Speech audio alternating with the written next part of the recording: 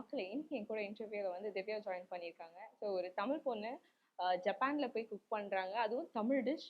So ஒரு வியப்பா இருக்குல்ல. ஸோ அவங்ககிட்ட பேசி நிறைய விஷயம் தெரிஞ்சுக்கலாம். வாங்க இன்டர்வியூக்குள்ள போகலாம். இன்னைக்கு ஜப்பான் ரெஸ்டாரண்ட்ல ஜப்பான்காரன் கூட இல்ல ஜப்பான் ஆட்டோக்காரன் கூட சமைக்கலாமா?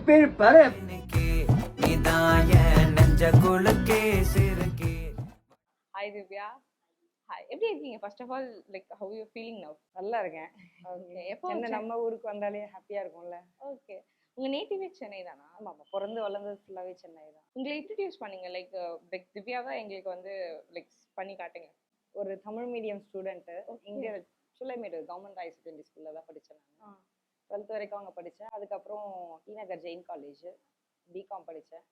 அங்கேருந்து அப்படியே கட் பண்ணால் பெரியப்பா ரெஸ்டாரண்ட் வச்சுருந்தாங்க, மாலினி சவுத் இந்தியன் சொல்லிட்டு சுலைமேடில்.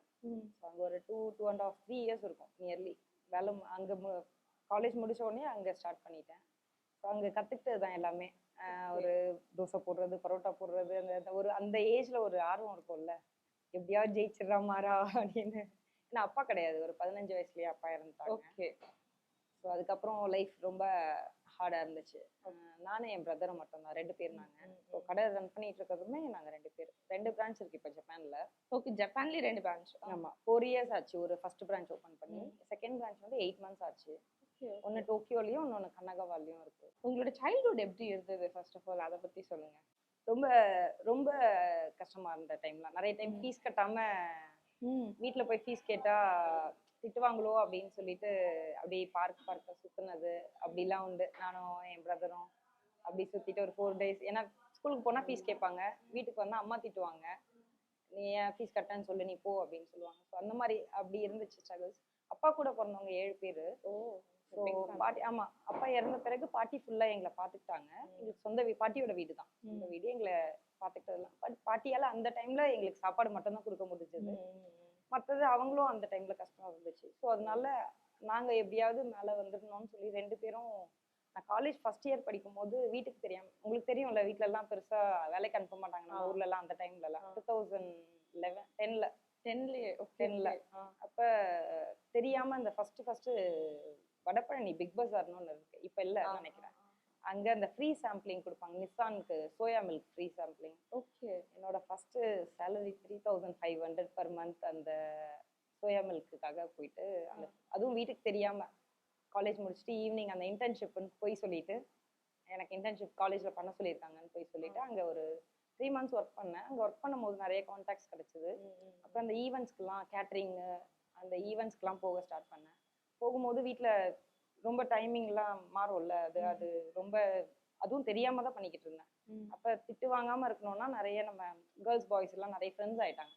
ஸோ அவங்களெல்லாம் நான் அந்த ஈவெண்ட்டுக்கு, நான் ஜஸ்ட் பாய்ஸ் கேர்ள்ஸ் அனுப்புறதை மட்டும் ஈவெண்ட் அப்போ அது மட்டும் பண்ணிக்கிட்டு இருந்தேன். அப்போல்லாம் ரொம்ப ஃபேமஸ்ல, ஒரு 10 பேர் அனுப்பிச்சாலே நம்மளுக்கு 1000 ரூபா கிடைக்கும். ஸோ அதனால அப்படி பண்ணிக்கிட்டு இருந்தேன்.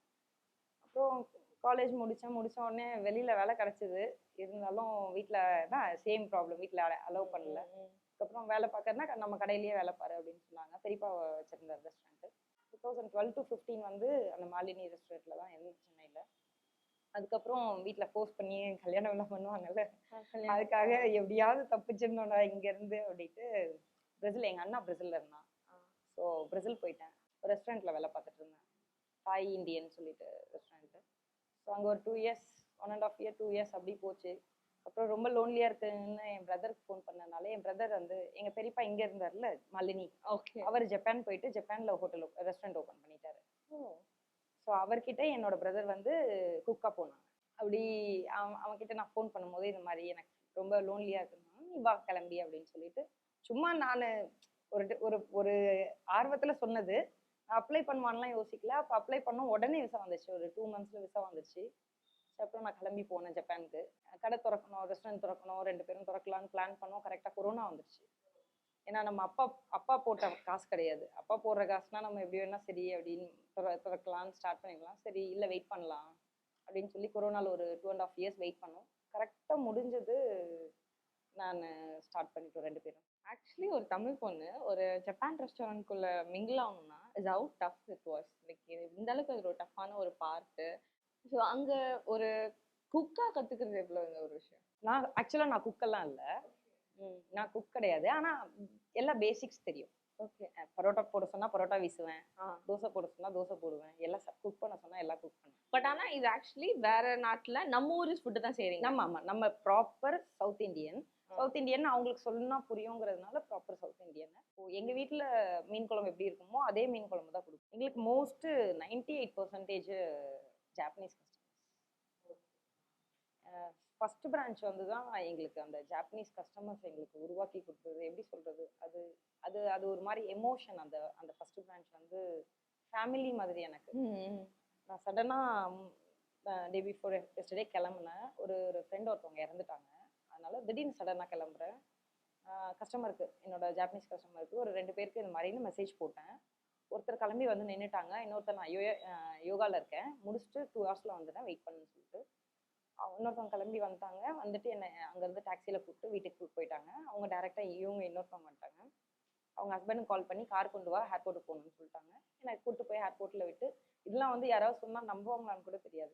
ஏன்னா ஜாப்பனீஸ் வந்து அவ்வளோ ஈஸியாக வந்து மிங்கிள் ஆக மாட்டாங்க. ஒரு அந்த ஃப்ரெண்ட்ஷிப் உள்ளே வர மாட்டாங்க, ஒரு ஃபேமிலி ஜோனுக்குள்ளே வர மாட்டாங்க. என் வீட்டில் எப்போவுமே ஒரு 4-5 ஜாப்பனீஸ் இருந்துக்கிட்டே இருப்பாங்க. நான் ஜாப்பனீஸ் வீட்டுக்கு போவேன். நான் கடை செகண்ட் பிரான்ச் ஓப்பன் பண்ணும்போது வந்து ஸ்டாஃப் ஜாஸ்தி ஆகிட்டதுனால நான் இருந்த வீடை அவங்களுக்கு கொடுத்துட்டேன். அப்போ நான் டக்குன்னு வீடியோ எடுக்கணும்னா எனக்கு டைம் இல்லை. ஒரு 2 months வந்து நான் வீடு இல்லாமல் இருந்தப்போ ஒரு பாட்டி ஒருத்தவங்க, என்னோட வீடியோஸில் கூட நிறைய இருப்பாங்க, ஒரு பாட்டி ஒருத்தவங்க, அந்த பாட்டி வீட்டில் தான் இருந்தேன். என்னோட கிளாத்ஸ் துவச்சி போட்டு இவ்வளோலாம் வந்து அதுதான் நம்ம எப்படி நடந்துக்கிறோன்னு ஒன்று இருக்குல்ல. அவங்களும் எல்லா லோன்லினஸ்ல இருக்காங்க, நம்மளும் தனியாக இருக்கோம், நம்மளுக்கு ஒரு ஃபேமிலி மாதிரி அவங்க இருக்காங்கல்ல. ஓகே. அந்த மக்கள் வந்து என்ன சொல்றது, நீங்க சொன்ன மாதிரி தான் அவங்க ஒரு பபிள்குள்ளே இருப்பாங்க. பட் ஆனால் இவ்வளோ லவ் வந்து ஒரு இந்தியனுக்கு தராங்களா? ஆமாம், என்ன கேட்டால் இப்போ என் ஃபேமிலிலேயே நிறைய பேர் இருக்கோம். நாங்கள் 10 பேர்கிட்ட ஜப்பானில் இருக்கோம். ஃபேமிலிலேயே கசன் பிரதர்ஸ் நாங்கள் எல்லாருமே இருப்போம். இப்போ எல்லாருக்கும் அந்த லவ் கிடைக்குமான்னு கேட்டால் கஷ்டமாக இருக்கும். ஏன்னா நான் என்ன பண்ணுறேன்னு இருக்குல்ல. ஓகே, இப்போ இந்த ரெஸ்டாரண்ட் அந்த ரெஸ்டாரண்ட் 2 ரெஸ்டாரண்ட் ஆகிட்டது. முன்னாடி வந்து நான் எப்போ லீவுங்கிறது எல்லாருக்கும் தெரியும், நான் எப்போ ஆஃப் எடுப்பேன் அப்படின்னு. இப்போ என்ன ஆயிடுச்சுன்னா எல்லாரும் டெக்ஸ்ட் பண்ணுவாங்க, ஓகே எங்கே இருக்க, இந்த பிரான்ச்சா இந்த பிரான்ச்சா, இல்லை இங்கே இருக்கேன்னா சரி அது இன்னைக்கு முடியாது, நான் அப்போ நீ இங்கே வரும்போது வந்துடுறேன்னு. சில பேர் சரி இல்லை நான் இங்கே வந்துடுறேன், எங்கே இருக்கியோ அங்கே கேட்டு வந்துடுவாங்க. இப்போ ஃபுட்டை தாண்டி ஒரு ஒரு ஒரு பர்சனல் பாண்டிங் ஒன்று இருக்குல்ல, அது கிரியேட் ஆனது தான். எனக்கு போதும், எனக்கு இந்தியா போயிடலான்னு கூட இருக்கும் நிறைய டைம் தோணும். ஏன்னா நிறைய ஜப்பான்ல நிறைய ரூல்ஸ் மாறிக்கிட்டே அப்படி இருக்கும். பட் இதெல்லாம் பார்க்கும்போது எப்படி நான் விட்டு வருவேன், இவங்களெல்லாம் நான் எப்படி விட்டு வருவேன் அப்படின்னு. ஓகே, ஆக்சுவலி அதை கேட்க வந்தேன். ஜப்பான்ல வந்து நிறைய ரூல்ஸ் அதிகம். ஆமா, ஸோ நீங்க போனதுக்கும் இப்போ நீங்க அடாப்ட் ஆன விஷயத்துக்கும் எவ்வளோ டிஃபரன்ஸ் இருக்கு? நம்ம இந்தியாவோட கம்பேர் பண்ணி சொல்லுங்க, எந்தெந்த விஷயம்லாம் ரொம்ப ரூல்ஸ் இருக்கு நம்ம ஃபாலோ பண்ண வேண்டியது? நிறைய நம்ம ஃபாலோ பண்ண வேண்டிய செல்ஃப் டிசிப்ளினே ரொம்ப முக்கியம். சைக்கிளுக்கும் சிக்னல் உண்டு. சைக்கிளுக்கு லைசன்ஸ் கிடையாது, பட் சைக்கிளுக்குன்னு ஒரு நம்பர் ஒன்று இருக்கு. இப்போ சம்டைம்ஸ் ரொம்ப லேட் நைட்ல போறோம்னா போலீஸ்காரங்க வந்து கூப்பிட்டு சைக்கிளோட யார் நேம்ல இருக்கு என்னன்னு செக் பண்ணுவாங்க. அந்த நேம்ல இல்லைன்னா யாரு என்ன அப்படின்னு எல்லாமே இருக்கு. அதுக்கப்புறம் சைக்கிளுக்கும் ரூல்ஸ், ஹெட்ஃபோன் போடக்கூடாது, பேசிட்டு போகக்கூடாது, டபுள்ஸ் போகக்கூடாது, சைக்கிளில் ஹெல்மெட் போடணும். சைக்கிளுக்கு ஹெல்மெட். ஆமாம், இந்த ரூல்லாம் இப்போ ஃபர்ஸ்ட் ரெஸ்டாரண்ட் ஆரம்பிச்சது அதோட ரூலுன்னு பார்த்தீங்கன்னு வச்சுக்கோங்களேன். இப்போ எல்லாருமெல்லாம் கடை திறந்துட முடியாது. நான் காசு வச்சிருக்கேன், நான் போய் கடை திறக்க முடியாது. என்னன்னா ஃபர்ஸ்ட் ஒரு ரெஸ்டாரண்ட் ஓப்பன் பண்ண ஃபாரினராக இருக்க பட்சத்தில், நம்ம அங்கே பெர்மனன்ட் ரெசிடென்ஸ் வச்சுருக்கோம்னா அதுக்கான ரூல் வேறு. நம்ம ஃபாரினராக இருக்க பட்சத்தில் ஃபர்ஸ்ட் ஒரு கம்பெனி ஓப்பன் பண்ணணும். அப்போ நம்ம ஒரு ப்ரைவேட் லிமிடெட் ஓப்பன் பண்ணிவிட்டு அந்த கம்பெனியில் வந்து என்னோட டெபாசிட் இவ்வளோ வச்சுருக்கேன் நான் இந்த கம்பெனியில், அந்த கம்பெனி மாதிரி அந்த கம்பெனி வந்து இந்த மாதிரி ஒரு பிளேஸ் எடுத்து, ரெஸ்டாரண்ட் கம்பெனியாக காட்ட முடியாது, ஒரு பிளேஸ் எடுத்து வீட்டையும் காட்ட முடியாது. என் அட்ரஸும் கம்பெனி அட்ரஸும் சேமாக இருக்கக்கூடாது, ரெஸ்டாரண்ட் அட்ரஸும் இதுவும் சேமாக இருக்கக்கூடாது. ஒரு கம்பெனி எடுத்து அதில் நம்ம யூஸ் பண்ணுறோம் பண்ணல, அந்த கம்பெனி எடுத்து அதை காட்டிட்டு அந்த கம்பெனி கீழே இருந்து நம்ம என்ன பிஸ்னஸ் பண்ணுறோமோ 2 கம்பெனிஸ் இருக்குது. அது எனக்கு கரெக்டாக இது இங்கிலீஷில் தெரியல. ஒன்று வந்து கபுஷி கைஷான்னு ஒன்று, இன்னொன்று கோதா கைஷான்னு ஒன்று. கோதா கைஷான்றது ஒரே ஒரு பிஸ்னஸ் மட்டும் தான் பண்ண முடியும். அதோட அண்டரில் வந்து இந்த கபுஷி கைஷாங்கிறது வந்து ஒரு 7 டைப்ஸ் ஆஃப் பிஸ்னஸ் வந்து நீங்கள் சூஸ் பண்ணிக்கலாம். ரிஜிஸ்டர் பண்ணும் போதே நீங்கள் சூஸ் பண்ணி வச்சுருக்கேன். இப்போ நான் வந்து கபுஷி கைஷா வச்சுருக்கேன் நான். ஸோ நான் டூரிசம் பண்ணுறதா இருக்கட்டும், இல்லை இம்போர்ட் எக்ஸ்போர்ட்டு, ஐடி, அந்த மாதிரி இது ரெஸ்டாரண்ட்ஸு, இந்த மாதிரி என்ன வேணும்னா நான் பண்ண முடியும். என்னோட ஃப்ரெண்ட்ஸும் நிறைய ஃப்ரெண்ட்ஸ் மீன்ஸ் கஸ்டமர்ஸ் ரெகுலராக இந்தியாவுக்கு வருவாங்க. எங்கள் வீட்டில் ஹோம் ஸ்டே பண்ணி அதுவும் எனக்கு ஒரு பிசினஸ் மாதிரி, அது கரெக்டா தெரியல பிசினஸ் மாதிரி சொல்றது. But you gather lot of பீப்புள்ல உங்களுக்கு நிறைய. நான் ஃபர்ஸ்ட் டைம் மட்டும் ஒரு 10 பேரை நான் கூட்டிட்டு வந்தேன். அது பிசினஸ் மாதிரி ட்ரை பண்ணலாம் அப்படின்னு நான் ஃபர்ஸ்ட் பேர். ஏன்னா எல்லாரும் ஹோட்டலுக்கு போறாங்க, ஸ்டே பண்றாங்க, அந்த அந்த இது வந்து வேற மாதிரி இருக்கும். இப்போ வீட்டில் தங்குறது, ஒரு இந்தியன் வீட்டில் தங்குறது எப்படி இருக்கும், அவங்க எப்படி சமைக்கிறாங்க, அவங்க ஃபேமிலியோட இருக்கிறது எப்படி இருக்கும். என்னோட ஃபேமிலி ஜாயின்ட் ஃபேமிலிங்கிறதுனால வீடு பெருசா இருக்கும். ஸோ அதனால எல்லாரும் வந்தா ஸ்டே பண்றதுக்கு ஒரு சமைக்கும் போதும் நிறைய, சும்மாவே எங்க வீட்டில் ஒரு 20 பேருக்கு தான் சமைப்பாங்க. ஸோ அப்போ இவங்கெல்லாம் வரும்போது அது அவங்களுக்கு அது பெருசா தெரியும். ஸோ இதெல்லாம் ரொம்ப இன்ட்ரெஸ்டிங்காக பார்த்து இவங்கெல்லாம் போஸ்ட் போடும்போது என்ன பண்ணாங்கன்னா, அடுத்தடுத்து ரெகுலராக நான் போட்டுமான்னு ஃபர்ஸ்ட் டைம் மட்டும்தான் நான் கூட்டிகிட்டு வந்தேன். அதுக்கப்புறம் ரெகுலராக மந்த்லி யாராவது வந்துட்டு போயிட்டு தான் இருக்காங்க. மோஸ்ட்லி யாரும் வீட்டில் குக் பண்ணுறது இல்லைல்ல ஜப்பானில். அப்படியா? ஆமாம், மோஸ்ட்லி யாரும் குக் பண்ணுறது இல்லை. ஓகே, ஹவ் தே ஈட் எல்லாமே எல்லாமே உங்களுக்கு எல்லாமே வந்து பேக்கடுனா ரெடிமேட்னா நம்ம ஊர் மாதிரி ரெடிமேட் கிடையாது. இப்போ நம்ம ஊர்லலாம் வந்து 1 மந்த் வச்சுக்கலாம், 3 மந்த்ஸ் வச்சுக்கலாம், அப்படி இருக்குல்ல. இது இன்னைக்கு வருதுன்னா நாளைக்கு எடுத்துருவாங்க. அதை அதோட எக்ஸ்பைரி டேட் 1 டே தான். இன்னைக்குன்னா அது நாளைக்கு. இப்போ நாளைக்குன்னா நாளைக்கு வரைக்கும்லாம் ஃபுல்லாலாம் வச்சிருக்க மாட்டாங்க. அந்த மார்னிங்கே என்ன பண்ணுவாங்கன்னா ஆஃப் ரேட்டில் ஆஃப் ப்ரைஸில் கஸ்டமருக்கு கொடுக்கும். ஏன்னா வேஸ்ட் ஆகக்கூடாது அப்படிங்கிறது. அந்த மீலில் என்ன இருக்குன்னா ஒரு ஃபிஷ்ஷு, ஒரு கிரில்டு ஃபிஷ்ஷு, ஒரு ரைஸு, ஒரு எக்கு, ஒரு 2 பீஸ் எக் பிளான்ட்டு, ஒரு ஜிஞ்சர் பிக்கல் மாதிரி, அப்புறம் ஒரு பொட்டேட்டோ சாலட் ஒன்று, இல்லாட்டி ஏதாவது ஒரு ஃப்ரைட் ஐட்டம். இப்போ யோசிச்சு பாருங்க, ஆயிலும் இருக்கு, ப்ரோட்டீன் இருக்கு, மீன் இருக்கு, எல்லாமே ஒரு ஒரு ஒரு மீல்ல ஃபுல்லா பேலன்ஸ்டா. நம்ம அப்படி பண்றது இல்லை. நம்ம ரைஸை போடுவோம், குழம்பு ஊற்றுவோம், நம்மளோட குவான்டிட்டி ரைஸ் தான். அவங்க குவான்டிட்டி ரைஸ் ரொம்ப கம்மி, கறி ஜாஸ்தி சாப்பிடுவாங்க. ஓகே, அங்க இருக்கவங்க பார்க்கவே ரொம்ப ஒரு என்ன சொல்றது, ஒரு ஹெல்த்தி பீப்புளா தான் தெரியுவாங்க. இல்ல நிஜமாவும் அது உண்மையும் கூட. ஓகே, ஒரு டைமிங்னு வச்சிருக்காங்க. இப்போ 11 o'clockல லஞ்ச் சாப்பிடுவாங்க. அப்படியா? ஓகே. ஆஃபீஸ் டைம் இருக்கு. ஆஃபீஸ் பிரேக் டைம் வந்து 11:30ல இருந்து கஸ்டமர் வர ஆரம்பிச்சிருவாங்க. நம்மளுக்கு பீக் டைமே, டோக்கியோல பீக் டைமே வந்து 11:30 to 12:30 அவ்வளோதான்.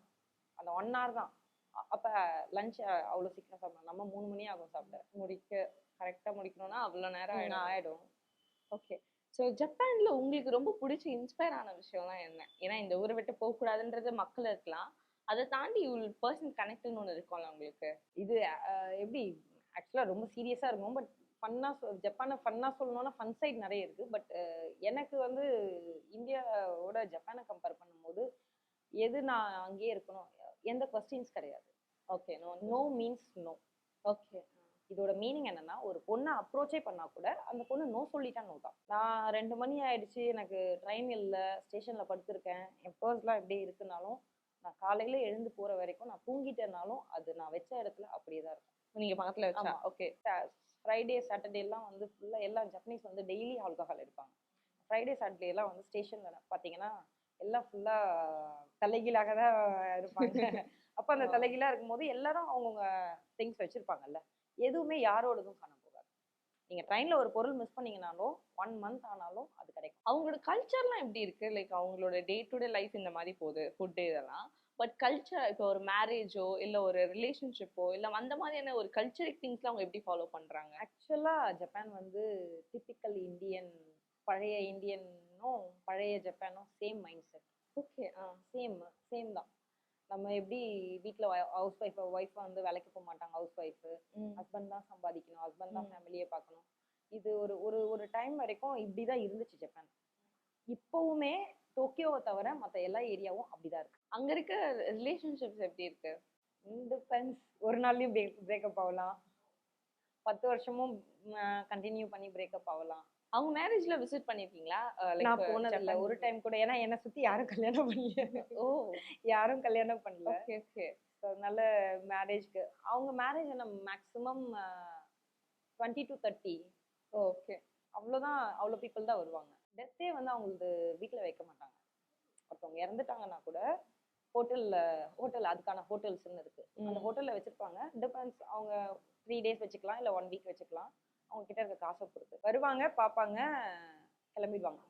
எதுனா அப்பா அம்மா இறந்தாலுமே அப்படிதான். அப்பா அம்மா இறந்துட்டா நிறைய பேர்டன் ஜாஸ்தின்னு அவங்க யோசிப்பாங்க. ரீசன் என்னன்னா, நிறைய அவங்களோட எல்லாத்தையும் ஃபினிஷ் பண்ணணும், கவர்மெண்ட்ல போய் கொடுத்து அவங்க வச்சிருந்த அக்கௌண்ட்ல இருந்து வீடுல இருந்து அவங்க முன்னாடி எல்லாத்தையும் க்ளோஸ் பண்ணிட்டு அது வரைக்கும் பசங்க தான் பொறுப்பு. ஸோ அதனால அது ரொம்ப பேர்டனா யோசிப்பாங்க. இப்போ என்ன ஆயிடுச்சுன்னா அவங்களோட டெத்துக்கு அப்புறம் என்ன பண்ணணும் என்னென்ன பண்ணணும்னு அதுக்கு ஒரு கம்பெனியே வந்துடுச்சு. ஓ இப்போ பேரண்ட்ஸ் இறந்துட்டாங்கன்னா என்ன பண்ணணும்ன்ற ஒரு procedure. பேரண்ட்ஸ் இல்ல பட் நம்மளே ஒரு person நம்மளே ஆமா செத்த பிறகு எனக்கு யாருக்கும் நான் சொல்ல கொடுக்க வேண்டாம், நான் மந்த்லி இவ்வளவு கட்டிட்டு வரேன் அப்படின்னு சொல்லி பே பண்ணிட்டு வந்தா அவங்க அவங்க டெத் வச்சிருக்க டைம்ல என்ன சாங் ப்ளே பண்ணணும், என்ன ட்ரெஸ் போட்டிருக்கணும், வர கெஸ்ட்டுக்கு என்ன ஃபுட்டு கொடுக்கணும், இது முதற்கொண்டு எல்லாமே நம்ம சூஸ் பண்ணிக்கலாம்.